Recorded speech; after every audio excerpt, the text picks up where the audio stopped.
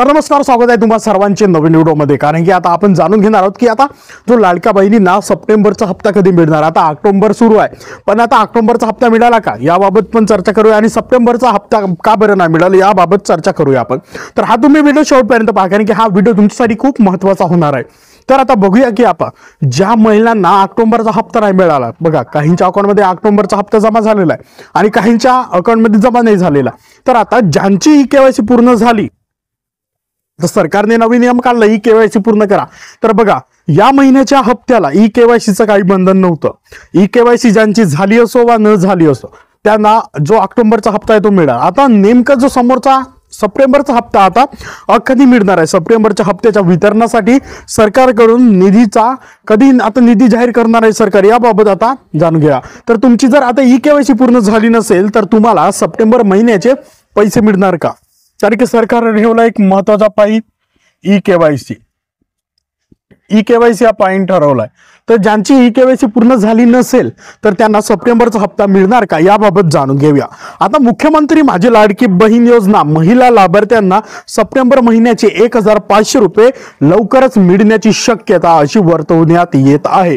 म्हणजे सोशल मीडियाच्या माध्यमातून काहींच्या ठिकाणी सप्टेंबर महिन्याचे जो हप्ता आहे 1500 रुपये तो मिळण्याची अशी चर्चा म्हणजे सुरू आहे।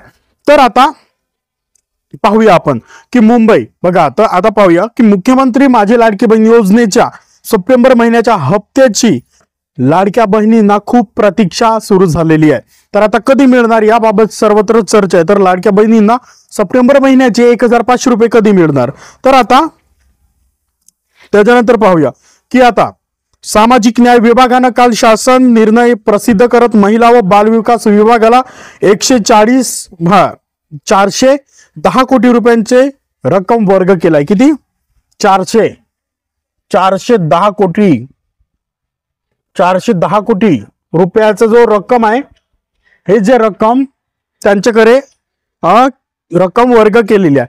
तर आता ही रक्कम सप्टेंबर महिन्याच्या हप्त्याच्या वितरणासाठी वापरण्यात येणार आहे। आता यावरून बघा, आता यावरून राज्य सरकारनं मुख्यमंत्री माझी लाडकी बहीण योजनेच्या सप्टेंबर महिन्याच्या हप्त्याच्या वितरणासाठी निधी जुळवाजुळव सुरू केल्याचं स्पष्ट झालेलं आहे।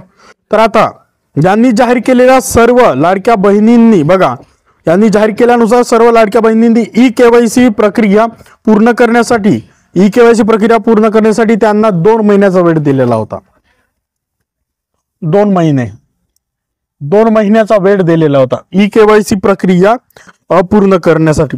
त्यानुसार आता सप्टेंबर महिन्याचा हप्ता ई-केवायसी पूर्ण झाला नसला तरी मिळणार आहे। तर बघा, कारण की 2 महिन्याचा वेळ अजूनपर्यंत संपलेला नाही, म्हणून ज्यांची ई-केवायसी जरी पूर्ण झालेली नाही तरी त्यांना सप्टेंबर महिन्याचा हप्ता मिळणार आहे।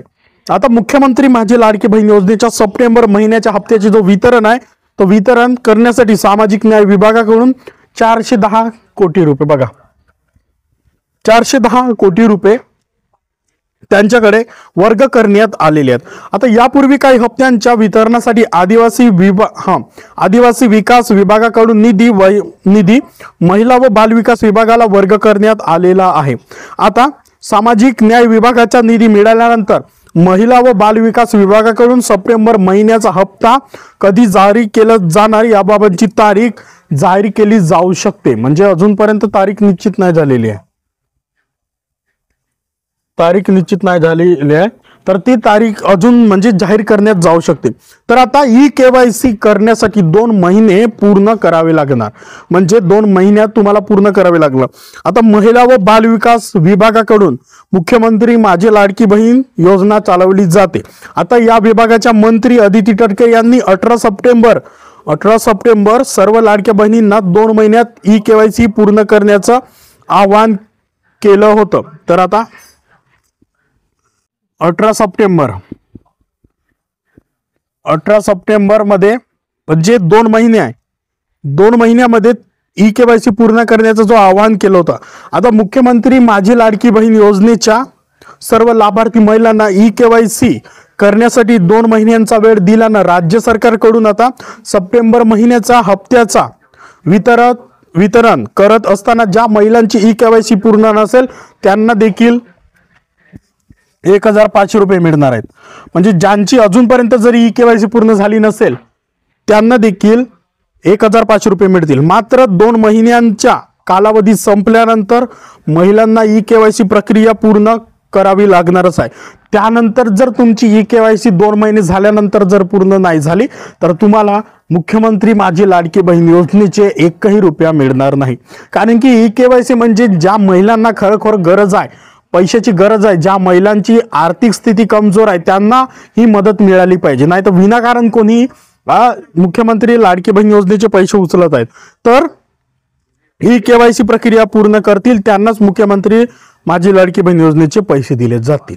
आता दरम्यान मुख्यमंत्री माझी लाडकी बहीण योजनेच्या लाभार्थ्यांची संख्या ई-केवायसी प्रक्रियेनंतर कमी होण्याची शक्यता आहे.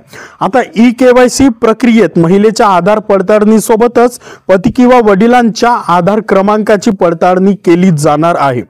आता योजनाच्या नियमानुसार कुटुंबाचं वार्षिक उत्पन्न 2.5 लाख रुपयांपेक्षा 2.5 लाख रुपयांपेक्षा जास्त नसले हा मुख्य अट आहे. तर ज्यांचे कमी आहे म्हणजे 2.5 लाखांपेक्षा उत्पन्न कमी आहे आणि त्या कुटुंबातील पात्र महिलेला लाडकी बहीण योजनेचा लाभ मिळेल. तर हे सर्व माहिती आपण या व्हिडिओमध्ये कव्हर केलेली आहे. आणि जे काही पात्रता अटी नियम आहेत जे बघितलं आपण, पात्रता अटी नियम जे काय होते ते संपूर्ण या व्हिडिओमध्ये आपण कव्हर केलेले आहेत. तर आता तुम्हाला व्हिडिओ आवडला असेल तर व्हिडिओला लाईक करा, चॅनलवरती नवीन असाल तर चॅनलला सबस्क्राईब करा आणि या व्हिडिओला शेअर करा. संपूर्ण माहिती आपण कव्हर केलेली आहे. ई-केवायसी प्रक्रिया बघा 2 महिन्यांचा टाइम दिलेला आहे. 2 महिन्यांच्या आत जर तुमची ई-केवायसी प्रक्रिया पूर्ण केल्या तर तुम्हाला समोरच्या महिन्याचे जो काही 1,500 रुपये ते तुम्हाला मिळतील. जर 2 महिने झाल्यानंतर तुम्ही ई-केवायसी केला तर तुम्हाला शासनाकडून पैसे मिळणार नाही की मिळणार, संपूर्ण माहिती तुम्हाला शासन कळवेल. कारण की 2 महिन्याचा टाइम दिलेला आहे. 2 महिन्याच्या आत तुम्ही लवकरात लवकर तुमची जाऊन ई-केवायसी प्रक्रिया पूर्ण करून घ्या. ई-केवायसी प्रक्रिया पूर्ण करताना कोणाकोणाला ओटीपी येते किंवा कोणाच्या मोबाईलवर ओटीपी सबमिट केल्यानंतर ओटीपी येते. बरं, ओटीपी का होते? 10 मिनिट मध्ये तिथं ओटीपी फिल करावा लागते. तर आता 10 मिनिट झाल्यानंतर तिथं ओटीपी टाकल्यानंतर कोणाच्या मोबाईलमध्ये ओटीपी येते, पण ओटीपी टाकल्यानंतर 10 मिनिट झाल्यानंतर ओटीपी येते. तर याचा काय फायदा होणार? कारण की तो ओटीपी व्हॅलिड राहत नाही. तर आता काहीच्या मोबाईलमध्ये मोबाईल आहे त्यांच्या मोबाईलमध्ये लिंकच ओपन होत नाही. तर लिंक ओपन होत नाही तर यासाठी आता मागच्या वेळेस जेव्हा सुरू झाली ई-केवायसी प्रक्रिया कशा पद्धतीने पूर्ण करायची तर तिथं सर्वजण एका वेळेस पूर्ण करत होते. त्यामुळे काहीच्या मोबाईलमध्ये पेज ओपन होत नव्हता, काहीच्या मोबाईलमध्ये होत होता, पण काहीच्या मोबाईलमध्ये एरर दाखवत होता. ओटीपी पाठवला तर ओटीपी खूप वेळाने येत होता. तर ही सर्व माहिती या व्हिडिओच्या माध्यमातून आपण कव्हर केली. तर काही जर शंका असेल तर कमेंट बॉक्समध्ये अवश्य कळवा. पुन्हा भेटू एका नवीन व्हिडिओमध्ये एका नवीन विषयासह. तोपर्यंत धन्यवाद.